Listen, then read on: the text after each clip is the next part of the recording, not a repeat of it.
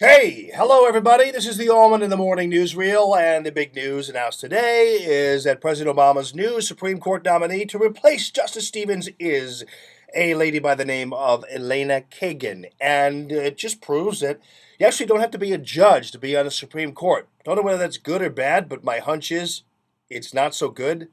I sometimes wonder whether or not the people who are on the left would revolt the way conservatives did when the president announced Harriet Miers. You all remember that? Now, Elena Kagan, I'm not sure, I don't know much about her. I mean, the fact of the matter is she actually is friends with President Obama, went to school with him, same school, and she tells a lot of good knock-knock jokes, and she's only 50, which means she's going to be on the Supreme Court forever.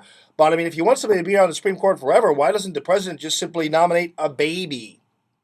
Yeah, like a 5-year-old baby, and just have them on forever at that point. If that's the standard by which you live. I mean, I'm not saying Kagan isn't qualified to be something. I mean, she was Solicitor General and is familiar with constitutional law, I'm sure, but it just seems odd that you would purposely choose somebody who has no bench experience whatsoever. I think my hunch is that he was chosen. Did I say he was chosen? She was chosen, and I didn't mean that, obviously. No, honestly, I didn't mean that any way. Just leave me alone.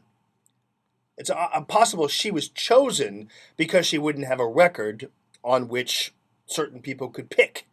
And so I guess, therefore, if you don't have a record, you can't really be criticized all that much. Although she did, as dean of Harvard School, say that she didn't want the military on campus because of the don't ask, don't tell policy. That could be a little prickly for the lady, don't you think? It would be for me, but we'll see whether or not they're just going to go ahead and let her slide through. Won't change necessarily the makeup of the court because you're just trading a liberal for a liberal, so that's the bottom line there.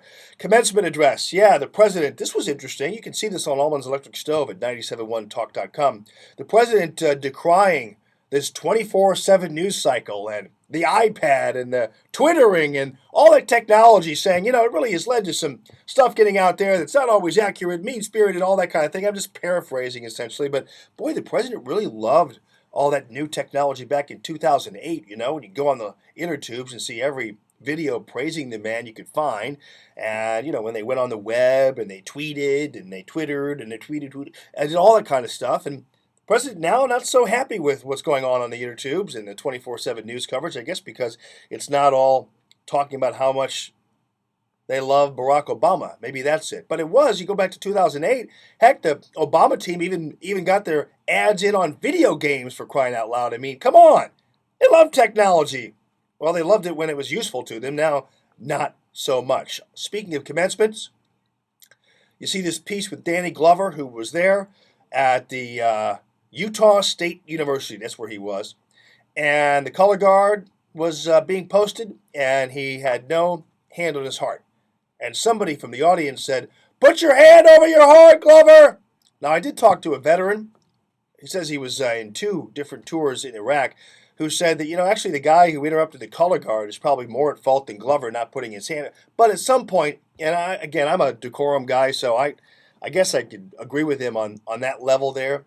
But at some point, Americans are getting very frustrated with people who essentially are rubbing their anti-military views right in our faces. I mean, at some point, this is a commencement address, okay? This is a commencement exercise. You got Danny Glover there. You have the color guard. You can't put your hand over your heart out of respect for the country. These people didn't do anything to you. Why use it as a forum to run your political mouth? And that's what Glover did. And that guy was upset. I don't know what his background is. He might have had lost somebody in Iraq or Afghanistan. Who knows? But that tape is all on there. And also the California school superintendent apologizing for, he's apologizing for the principal who made those kids turn their American flag things inside out. He's apologizing for the principal. Now, I guess an apology is enough, but why did the principal apologize? I guess because he didn't want to be asked any tough questions about exactly why he did that in the first place. So the superintendent did it, and I guess, hey, it's America. Apologize, move on. Can't be like moon bats, Resign, apologize, right. I guess we'll have to accept it. Tim James. How about this dude running for governor? You can see that on Allman Electric Stove as well. Tim James first had that one about, hey man, speak English or don't speak at all. That ad he had. Now he's got a new one on sex offenders. They call him the Dirty Harry of political ads. We're going to have him on the show tomorrow, so check that out. Allman in the Morning from 6 to 9. It's Common Sense Radio, everybody. Thank you so much for listening to the show, and I hope you have a great Monday and a great rest of your week. Tune in tomorrow, Allman in the Morning, Common Sense Radio.